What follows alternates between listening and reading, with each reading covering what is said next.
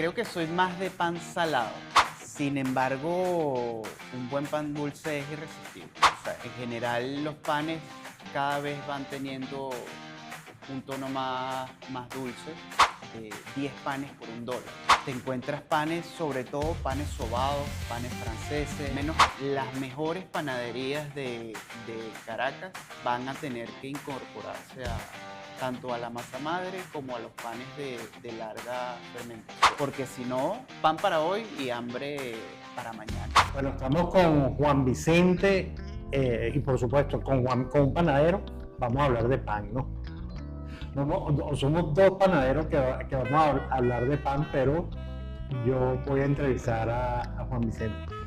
Antes de arrancar por el pan, me gustaría saber, Juan Vicente, ¿qué se comía en tu casa cuando tú eras chamo, cuando eras pequeño? ¿Qué recuerdas tú que era la comida de tu casa? No, digamos, la comida de mi casa era una comida sencilla, casera. Yo recuerdo particularmente dos platos que eran mis favoritos. Uno era los espaguetis con salsa boloñesa, que eso siempre he sido fan de ese plato. Y otro eran la sopa de lentejas. Las sopas de lentejas son particularmente, bueno, con aceite de oliva, queso parmesano y un toque de picante. Eso ahí fue donde empecé digamos, con el gusto por el picante, ¿no? Y esos son básicamente los dos platos que yo más recuerdo y que más tengo en mi memoria. En mi casa siempre se comió muy rico y eso lo sé porque comiendo en casa de otros amigos uno se daba cuenta de esa diferencia, ¿no? Pero bueno, esos son básicamente los dos platos que, digamos, a mí me marcaron un poco de mi niñez. Aparte de otras cosas, albóndigas, por ejemplo, siempre fue muy sabroso en mi casa. ¿Habían cosas que no te gustaban? Bueno, siempre ha habido cosas que no me gustaban. A mí, a veces en el colegio me mandaban berenjenas y yo eso lo dejaba.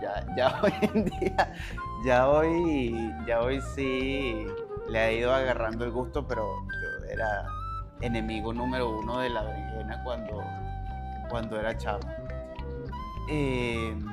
Las ensaladas en general, bueno, aunque ya cuando crecí un poco le agarré el gusto, ya no he tenido problema. Creo que siempre, por lo menos yo fui de probar las cosas, ¿no? Y así me enseñaron. En mi casa siempre fui de probar y bueno, si algo no me gustaba ya decía que no y más adelante lo volvía a probar, ¿no? ¿Cómo te fue con el hígado? El hígado, bueno, yo no me acuerdo, pero ustedes me cuentan, mis papás me cuentan que a mí me engañaron, me dijeron que el hígado era bistec, ¿ok? Y yo dije, este bistec está raro, este bistec está raro. ¿Cómo haces eso? Y yo, bueno, ¿qué? Comiendo. Entiendo que tenía como 6, 7 años, una cosa así. ¿Cómo haces eso? Y yo, pero papá, esto no me gusta. ¿Cómo haces ese bistec? Y yo, bueno, hasta que al final, no sé, creo que yo la verdad más nunca volví a comer hígado, por lo menos no lo pido, así. Creo que ahorita si me sirve uno, bueno, lo como, pero no es algo que a mí me mate. Ok. Bueno, una breve introducción ahí para saber qué se comía en tu casa cuando eras pequeño. Vamos a hablar del pan, ¿no? Tú escogiste, digamos, el tema algo así como las panaderías como centro de reunión de los caraqueños, ¿no? ¿Hay alguna regla o alguna definición de la panadería caraqueña? Es decir, ¿qué marca la panadería caraqueña con respecto a otras panaderías que pudiéramos nombrar como la tachirense, la larense o la de otras regiones. ¿Cuál es la especificidad de la panadería caraqueña? ¿Qué la define? En cuanto a la panadería como tal o a, digamos, los panes que se Primero hacen. podemos hablar de los panes y después del concepto de panadería. Yo creo que o sea, lo que caracteriza es la variedad.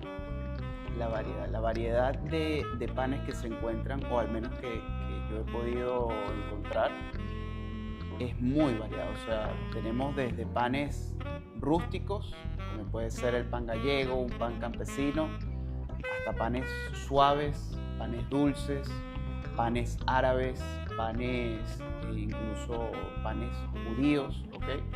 Y eso creo que es lo que define, porque al final Caracas no deja de ser una gran metrópolis donde se concentran distinta gente de distintas nacionalidades, incluso gente de otras regiones del país que se acercan que vienen a Caracas a hacer su vida, ¿no? Entonces, yo creo que esa enorme variedad al menos no está tan marcada en otras regiones del país, ¿no? Y ya en cuanto a las panaderías como tal, creo que se da mucho eso que veníamos hablando, de que las panaderías son un centro de reunión para los caraqueños, un centro de encuentro, ¿no? Muchas veces uno se da cuenta incluso de personas que están reunidas en reuniones de trabajo en panaderías, ¿no?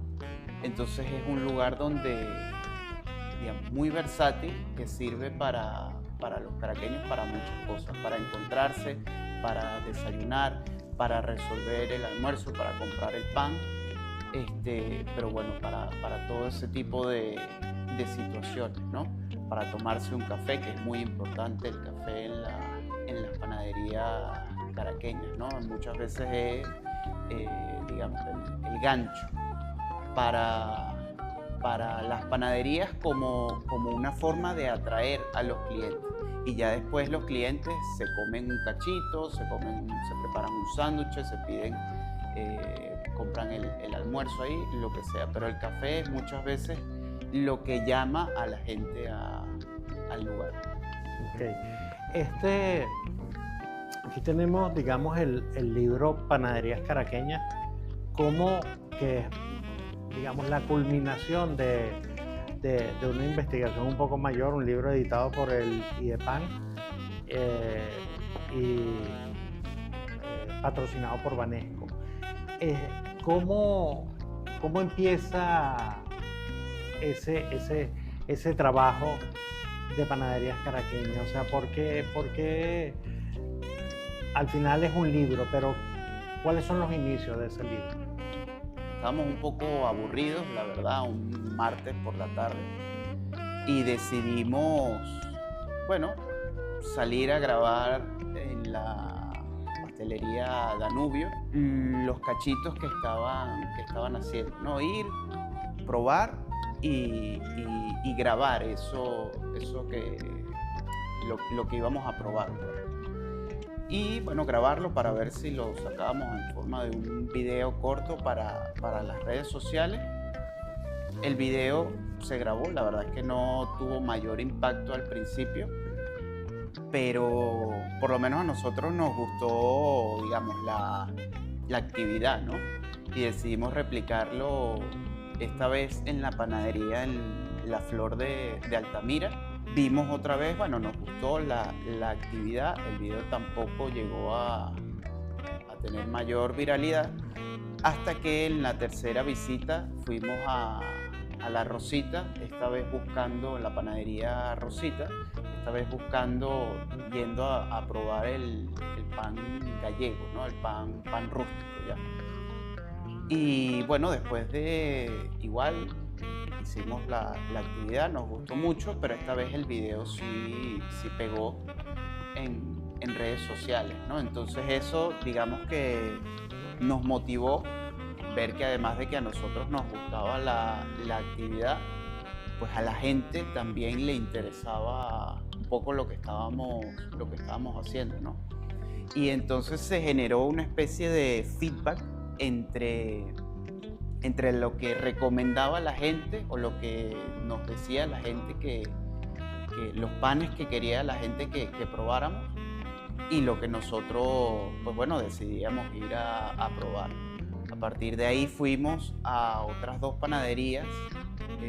Una es la que está en la Alta Florida, que se llama Inversiones Soleado, y la otra es la panadería Ángela, que está en la Candelaria, dos cuadras detrás del Universal.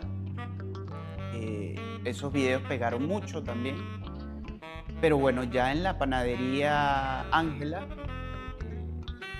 mi mamá también, Yelitza Linares, que también es socia del IEPAN, se dio cuenta de que digamos, estaban los hijos empezando a tomar parte del control o de la gestión de las panaderías, ¿no? Y entonces eso, porque bueno, ahí nos encontramos con la dueña, Mariana, que es hija del señor Diamantino. Pudimos hablar con ella y ahí fue cuando ella se dio cuenta de eso, ¿no? De eso que estaba ocurriendo, que era que los hijos están tomando el control de las panaderías en cuanto a la gestión, al día a día, ¿ok? Y a partir de ahí fue cuando ella, digamos, tuvo la iniciativa de sacar adelante. Esta es Mariana, el libro. ¿no? Esta es Mariana y el señor Diamantino en su panadería. En esos inicios te nombraste la Rosita, nombraste la Inversiones Soleado y nombraste también la Ángela. Esas tres panaderías están aquí. ¿Tú crees que la visita a esas tres panaderías, aquí está por supuesto el famoso carrito de la Rosita, ¿no? Que es, bueno, Roberto, la verdad es que chapeau a Roberto, que es el hijo del dueño. La verdad es que es un especialista en marketing impresionante, ¿no? Pero ¿tú crees que esas tres visitas a la Rosita, a Inversiones Soleado y a ¿cómo se llama la otra? La Ángela, marcó definitivamente el rumbo de este libro?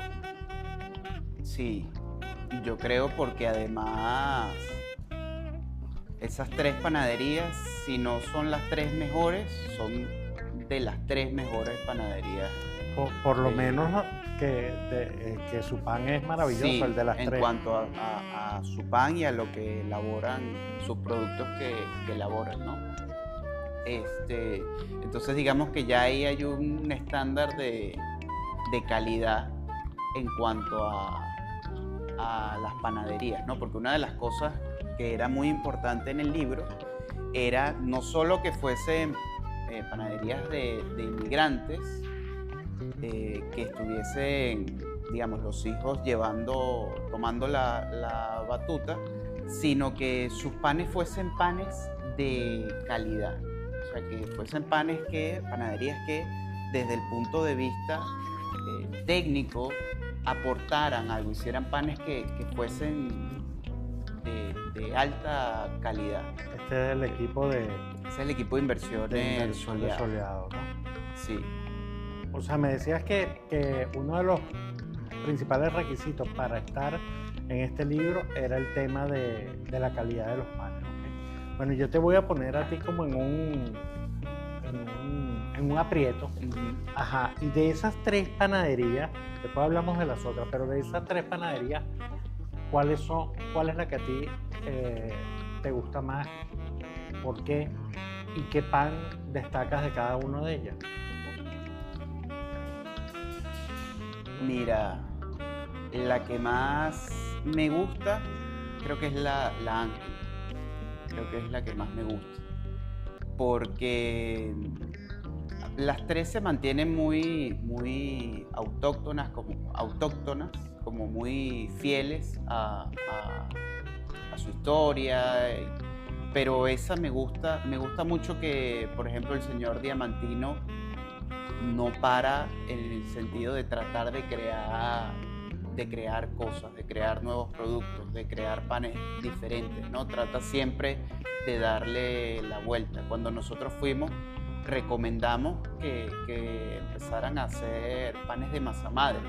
Y el señor Diamantino en ese momento estaba de viaje, y cuando él se devolvió, él empezó a sacar panes de masa madre porque ya había hecho un curso de masa madre, y lo que hizo fue ponerlo en práctica, ¿no? Entonces es un señor que no para, y que cada vez que hemos ido tiene productos nuevos, panes nuevos. La última vez que fuimos sacó una broa de centeno, que por lo menos me y el parece cachito. el cachito, bueno, un cachito sí, es verdad, un cachito con pepinillo, una cosa que yo nunca había probado, y mostaza. No, pepinillo. Pepinillo y mostaza. Sí, pero tenía otra cosa que era la mortadela, ¿no? Mortadela, pepinillo y mostaza. Y claro, eso suena rarísimo, ¿no? En principio. Pero cuando lo probamos nos dimos cuenta de que era espectacular realmente. ¿Cuál es tu pan preferido de la Ángel? Me gusta el pan de chorizo portugués, que ellos hacen el pan de chorizo. Me gusta mucho. Y diría que ese cachito también de pepinillo me gustó mucho también. Ok. En Inversiones Soleado, que es la que está subiendo hacia la Cota 1000, digamos, ¿qué te marcó de allí y qué pan recomiendas tú de allí? A mí me gusta, o sea, la Inversiones Soleado creo que es de los que hacen, o sea, como panes rústicos, como tal, pan gallego, pan de la abuela. A lo mejor es el que hace el mejor pan rústico como tal de toda Caracas. Porque, bueno, son panes que tienen alvéolos grandes, son panes de alta hidratación, son panes que tú los hueles y notas olor a fermento, tienen una corteza rústica, pero son cortezas crujientes. Desde el punto de vista técnico son muy buenos. Aunque entiendo que ellos no usan masa madre, pero el olor a fermentación está muy presente.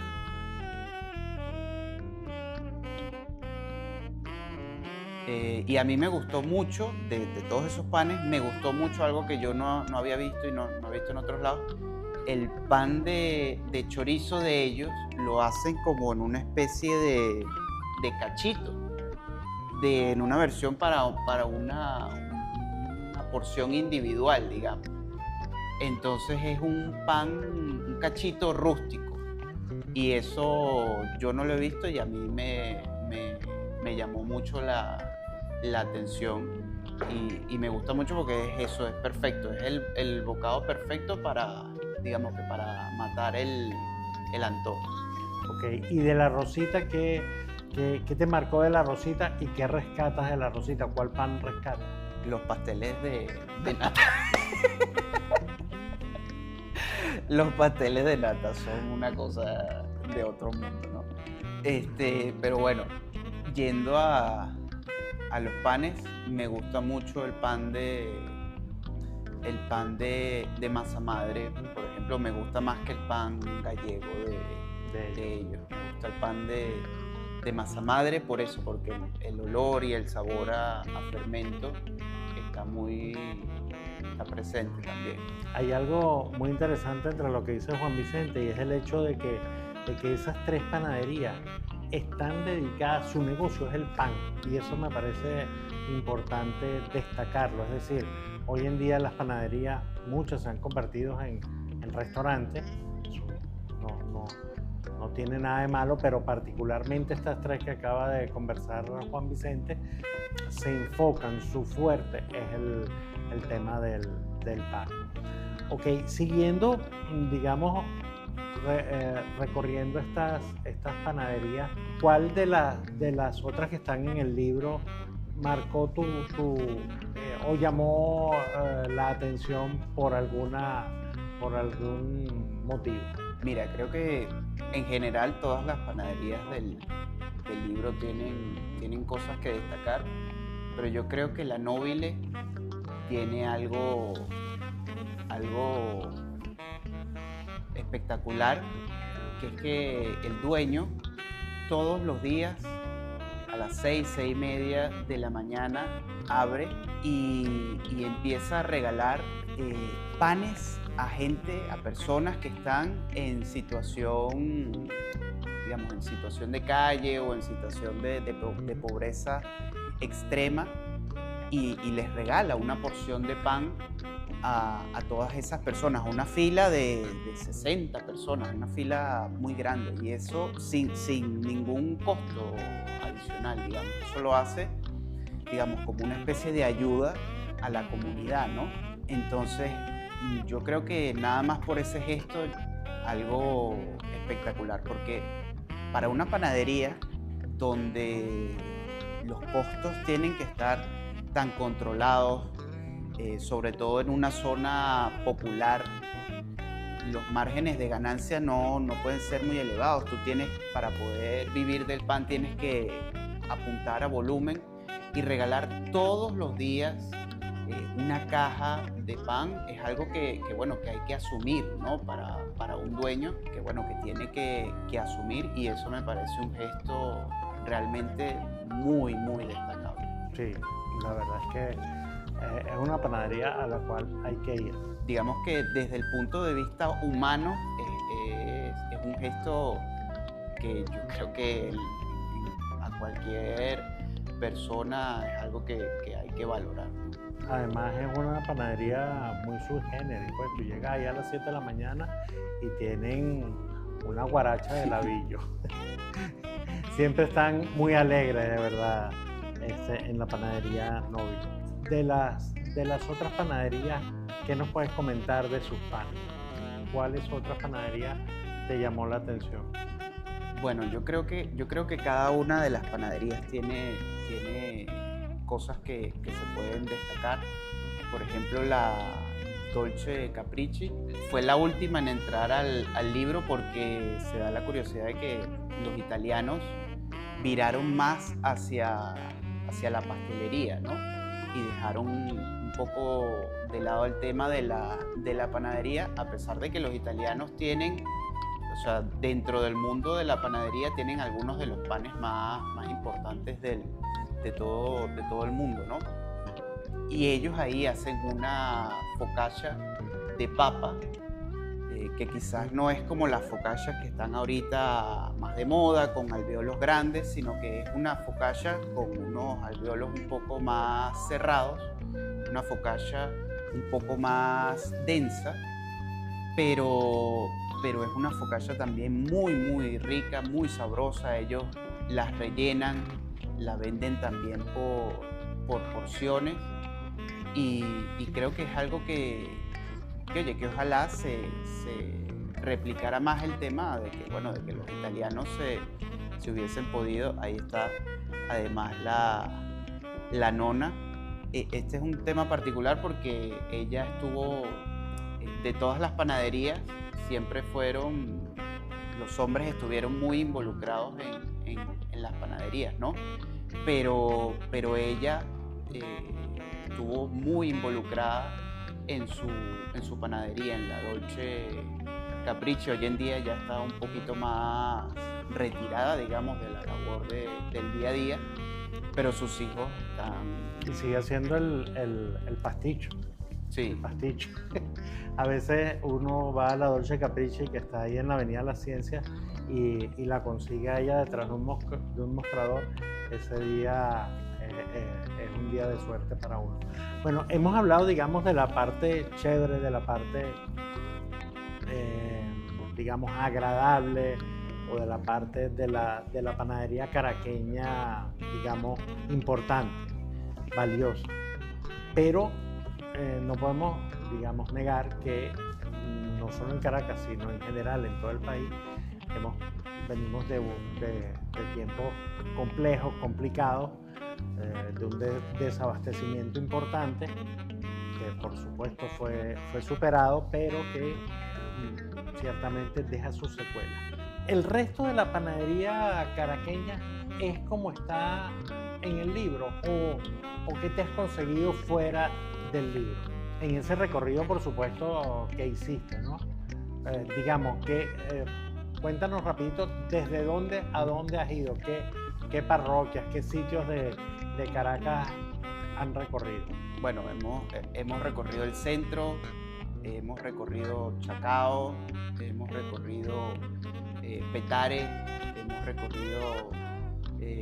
ido a Latillo, hemos ido a Baruta, quizás el oeste, la parte más, hemos ido al Paraíso también, pero quizás el oeste, lo que nos falta todavía Pero a Katia fueron, ¿no? Fuimos a Katia, sí, pero bueno, esa está más como hacia el centro, pero me refiero a la parte de El Paraíso, Montalbán, el suroeste también, toda la parte de Coche, del Valle, esa parte nos falta un poco más recorrer. ¿Y qué o sea, consigues lo mismo que aquí o qué te consigues en esas otras panaderías? Hay de todo, o sea, digamos que el nivel no es parejo, hay muchas panaderías, se da un fenómeno a veces que es que no todos los dueños están metidos en las panaderías haciendo pan y muchos están en manos de su personal, pues de los panaderos, ¿no? Muchas veces a lo mejor el panadero es el que tiene las recetas de los panes que se hacen en la panadería. Entonces muchas veces la gente se da cuenta y te lo dice, se da cuenta cuando cambiaron al panadero porque el pan es completamente diferente en algunas panaderías, ¿no? El dueño, también hay dueños que a lo mejor están, digamos, en la parte de los costos, de las ventas, de todo eso, pero no enfocados en hacer pan. Entonces, ahí depende del modelo, de qué tan involucrados estén los dueños, de qué tanto quiera profesionalizar a su personal también, porque bueno, la panadería ha sido un trabajo, un oficio que ha sido un poco empírico, que se ha ido enseñando. Los panaderos nuevos han ido aprendiendo de los panaderos más veteranos, fueron aprendiendo cómo hacer ciertas cosas, pero no hubo una estandarización como tal de las panaderías como sí puede haber en un restaurante. Pues en un restaurante no importa el cocinero de turno que entre, salga y entre, pero los platos deben ser siempre los mismos, ¿no? En la panadería eso es algo que ha ido cambiando, que se ha ido, digamos, poco a poco profesionalizando. Hay dueños de panaderías que han tratado de estandarizar sus panes poco a poco, pero depende obviamente de cada caso y de cada panadería, ¿no?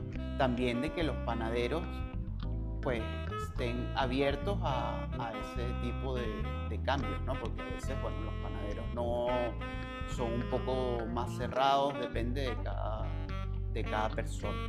¿Tú crees que el gusto del caraqueño por el pan es hacia el pan dulce o hacia el pan salado? Que va poco a poco yendo hacia el pan dulce. Creo que va poco a poco yendo hacia el pan dulce.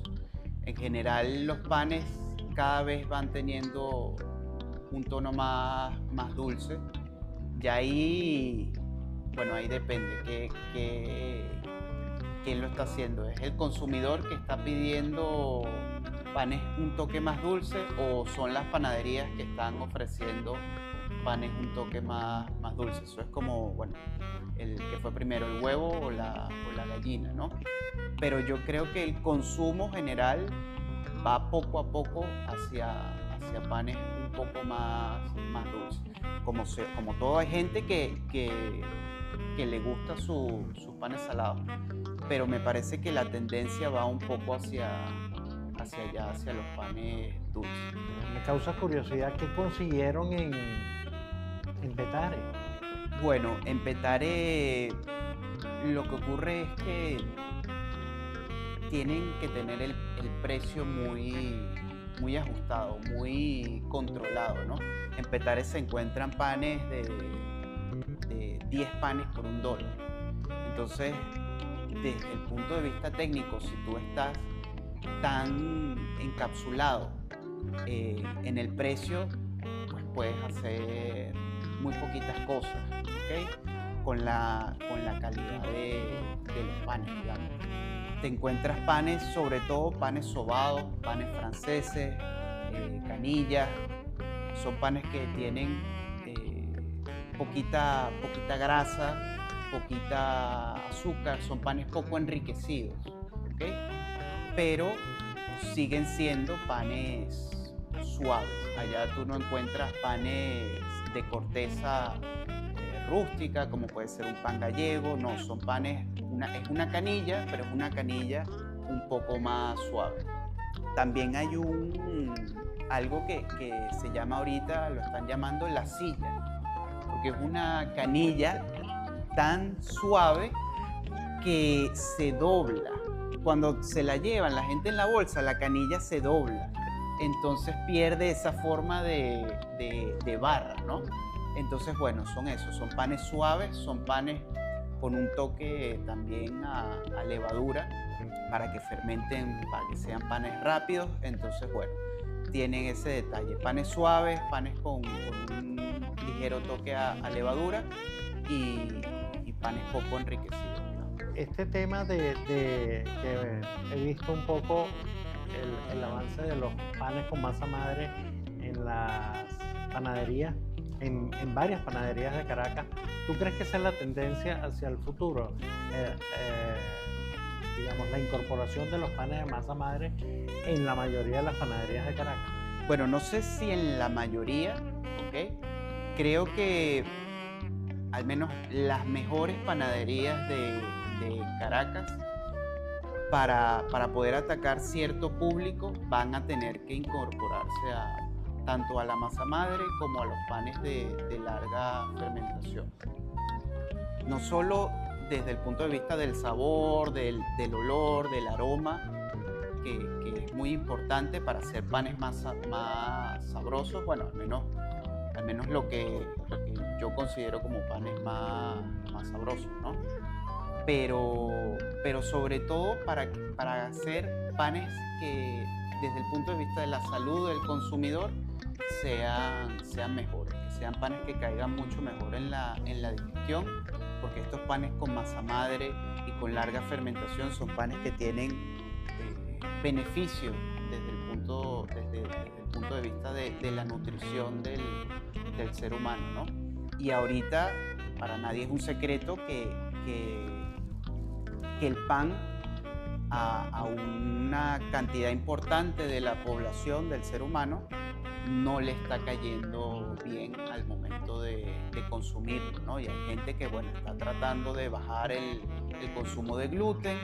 Entonces, bueno, nosotros los panaderos, los dueños de panadería, es importante también cuidar el producto para que no le haga daño al consumidor, ¿no? Porque si no, está pan para hoy y hambre para mañana. No tiene ningún sentido que vayamos a enfermar a los consumidores, a las personas, pues, porque al final los estamos alimentando. Para cerrar ya, Juan Vicente, digamos, el pan insignia de los caraqueños y fue el mayor, digamos, regalo que le hemos hecho los caraqueños a Venezuela en general y ahora al mundo, después de toda esta oleada de gente que ha salido de Venezuela, es el pan de jamón, ¿no?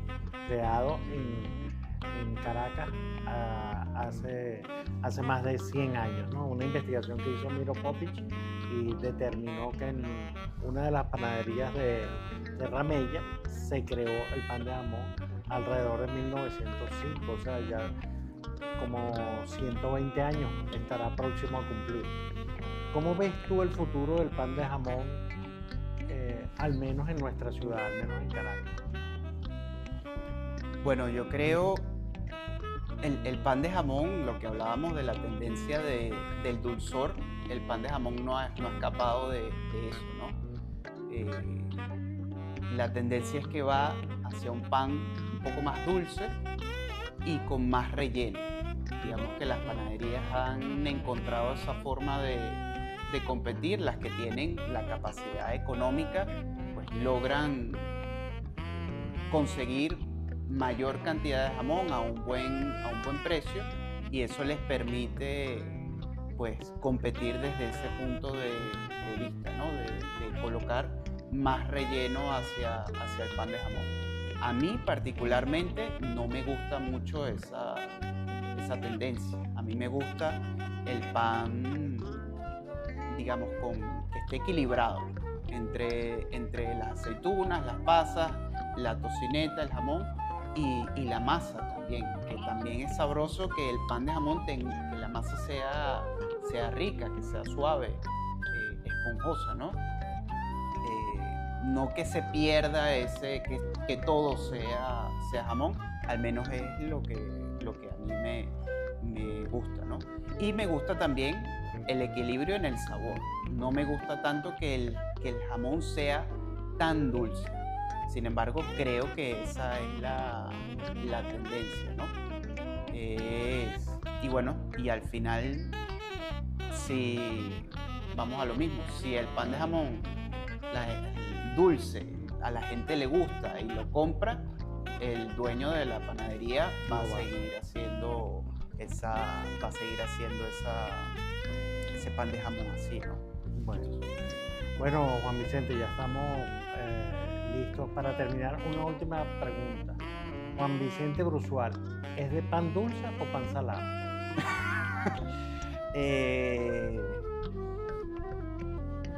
Me gustan los dos, depende.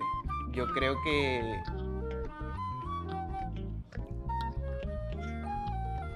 que soy más de pan salado. Sin embargo, un buen pan dulce es irresistible. O sea, es irresistible. Creo que el antojo es mayor cuando se atraviesa un pan camaleón o un pancito de chocolate. Creo que es algo irresistible, ¿no? En general me gusta más el pan salado y como más pan salado en el día a día, ¿no? Pero un buen pan dulce con café es espectacular. Bueno, Juan Vicente, gracias por estar aquí, gracias por esta conversa tan sabrosa sobre el pan nuestro de cada día. Gracias a ti, a Venezuela Gastronómica, por supuesto, por la invitación, y nos vemos